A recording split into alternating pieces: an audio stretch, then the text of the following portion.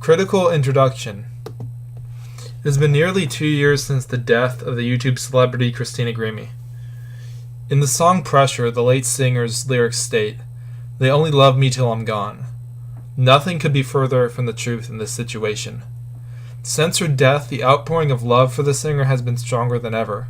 To this day, there exists a dedicated fan base that misses her very much. Since her death, fans have given a new kind of sentimental meaning to many of her lyrics. Examples of this can be found from many of her songs. Fans have taken many parts of her lyrics and applied them to Christina herself and her tragic end. Many have made the connection between the song Snow White and religion. They give meaning to the hard text of the lyrics that Christina may have never intended. The lyrics state, "Someday my prince will come for me. Save me from this harm that haunts me. When will I be free? Tell me. Someday he will come for me." Many fans have said that Christina was really talking about God, Jesus Christ, and that he had come to take her to heaven. Another meaningful and thoughtful interpretation comes in the song Without Him. Fans have changed the lyrics to "This life ain't meant to be lived without her," instead of him, as was originally stated. They also look at her covers, for example, Just a Dream, and write about how they wish her death had never happened and that it was all just a bad dream. The clearest example of this is Kurt Snyder's melody of her work shortly after the death of her broke out. His medley combines several of the songs she was most well known for, including the cover of Just a Dream. However, Kurt changed Christina's lyrics, "Will he come back? No one knows," to "Will she come back? No one knows."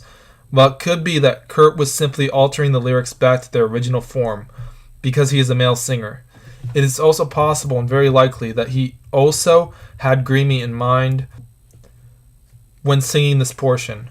Despite this, the lyrics by themselves, in any context, are often very powerful. The songs will forever be stuck in time because no new music will ever come for Christina. She will never grow up to be a middle-aged woman, which makes all the songs representative of the feeling of a young person, whether young or old.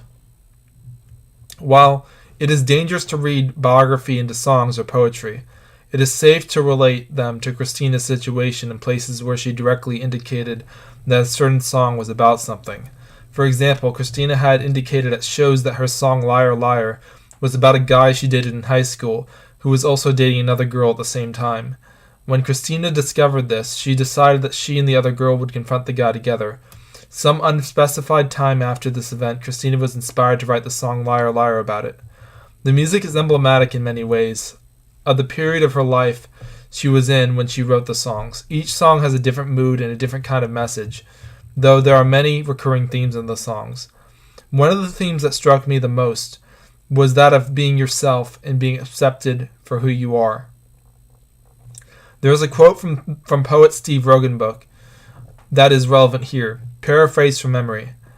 "If you compromise yourself to please your audience, you will start to hate your work, and people will want more of the compromised version of you.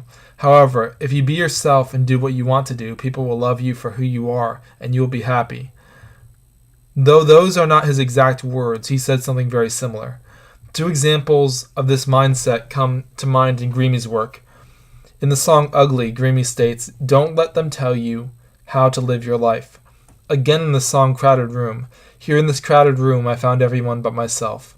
And finally, although this is not the last example, in the song Pressure, which is a quote from something she tweeted before, "I'd rather be hated for who I am than loved for who I'm not." Culturally, poems used to be how people express themselves popularly. Today, songs have taken the place of poems, for the most part, which gives musicians the highest place of influence in our society. The bard, the poet, or the musician gives a representation of what society is feeling as a whole. The poet, the bard, or the musician should be all things to all people, saying things that society is really feeling, too afraid to say, or knows they are feeling but can't put the words together. Christina, like the poets of old, took part in the romantic tradition of trying to find the best way out of a bad situation in her writing. The clearest example of this is I Bet You Don't Curse God. This song has almost entirely negative lyrics, but in the end it becomes positive because of the lyrics contained in the song that are found in the title. In this way, she wasn't afraid to be herself and speak up about her faith. When faith has been removed from popular music, except for music specifically branded as religious, with a few notable exceptions, such as the band Switchfoot. In many ways, fans have applied these lyrics to Grimmie herself, like many of her other songs. I bet you don't curse God when you die in bed, about to take your one last breath, holding on before you say goodnight. There's pain, life hurts, there's 1,000 things you think you don't deserve, all hope is lost. When you spend it all, and you just can't beat the odds, I bet you don't curse God. In addition to this, another powerful example of Grimmie's lyrical resilience was her song Advice, in which is stated, "Love is all you need." This is the clearest example of her continuing the poetic tradition of other language artists. This is similar to the Beatles song, All You Need Is Love. Although all the Beatles songs are simple lyrically, they are very powerful. In the same way, Grimmie only uses simple language in her songs that anyone can understand, but it is powerful because it resonates with more people that way. Much like Walt Whitman, Grimmie's music has become the music of the common person, especially for those who are around her same age. Music is all about connection and interconnectedness.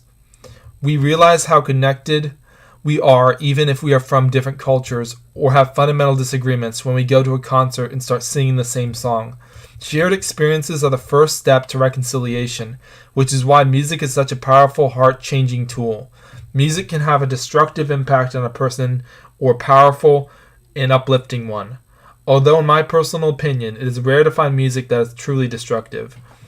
Music is not something that is normally used to hurt others. By being a bard, musician, or poet, you usually talk about your own experiences. For a young girl, Grimmie's age, they would usually find a lot to connect with in her lyrics. Identity struggles in relationships with young men, worry about the future and finding one's place in the world, and other issues that only women can relate to. An example of this is in the song Cliché. I believed in all your candy hearts. Baby, you said our castle in the sky would never fall apart. Baby, I thought that you could never do wrong. You talk like you're straight out of a love song. I don't buy a word that you say, 'cause your love is cliché. It's a simple experience about trying to find a young man who is unique and actually makes an effort to make you feel loved. Many of Grimmie's lyrics carry the same theme. For example, the lyrics to Absolutely Final Goodbye, The Game, and From the Third Person's Perspective, and Get Yourself Together. Girl, he's such a fake little snake, what'd you think he was? Don't you hear the hiss in his kiss? Girl, he's poisonous. Everyone could see what a fool he was. You were wrecked and weak, so intrigued, that's ridiculous. This is my favorite example of clever lyricism you will find in Grimmie's writing. While many singers use profanity or overused words to describe someone or something they don't like or that unsettles them, Grimmie uses a strong metaphor comparing the young man to a snake, in that there is a hiss in his kiss, making use of rhyme in other places where rhyme doesn't fit exactly, clever assonance. Grimmie's writing is also filled with metaphors. One of my favorite ones is in the song Sublime, in which she sings, "You make me want to fall in love, getting lost in your blue skies, all my senses come alive, every second amplified tonight." In many ways, these metaphors abuse the English language and put words together that were not meant to be, but the English language was meant to be abused. There are only so many ways words can be put together in a vanilla and boring way and convey the broad swath of human emotion and experiences. Language is always being abused, which is why words are always changing meanings and adapting to the culture, because they first adapted to the feelings and expression of certain singers such as Grimmie. Grimmie's work will always be with us, even though we will always wonder what her career would have been like if she had lived past 23. However, art is meant to be loved and appreciated, and every day, new meanings can be seen in the simple words that were written years ago by a singer whose life was unfairly cut short long before her time. She won't be another ghost, invisible. We'll see her everywhere we go. She won't be invisible.